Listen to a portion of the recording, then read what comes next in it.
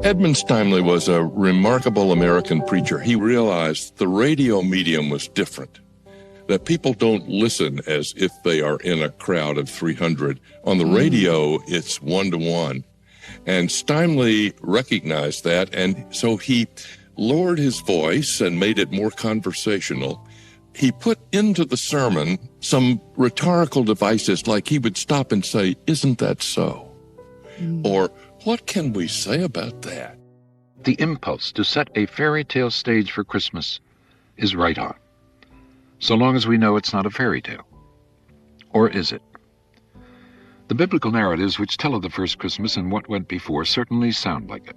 For Steimle, the first half of the sermon was the worldly wise voice of cynicism, I'm having a hard time believing this. And so he took on the voice of the doubter often in the first part of the sermon.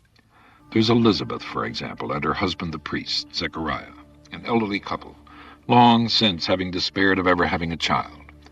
And an angel suddenly appearing to Zechariah, announcing that he will have a son whose name shall be John. And then there's Mary in the very next paragraph, a young girl engaged to Joseph, and the angel Gabriel, no less, appears to Mary to tell her not only she will have a son, but the child to be born will be called Holy, the Son of God. And then it would turn toward the faith, and by the end of the sermon, he was hanging on to the faith by his fingernails, but he had proclaimed it.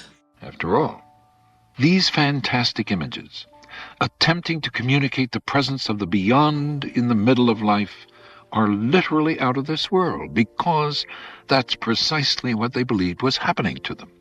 Someone quite literally out of this world was discerned as present here, in this world. And how else could they communicate that? There's a famous story about Steimle preaching in a church one time, and he was doing that style. And so in the first half of the sermon, it didn't sound like he was a friend of the gospel. It sounded like he was a friend of doubt.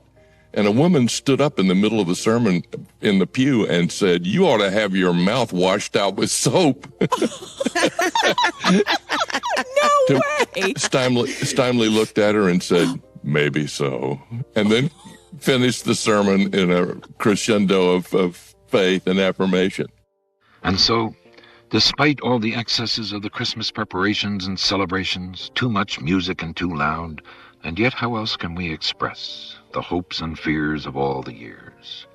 That there is a beyond come to live with us, share our life, and conquer its death.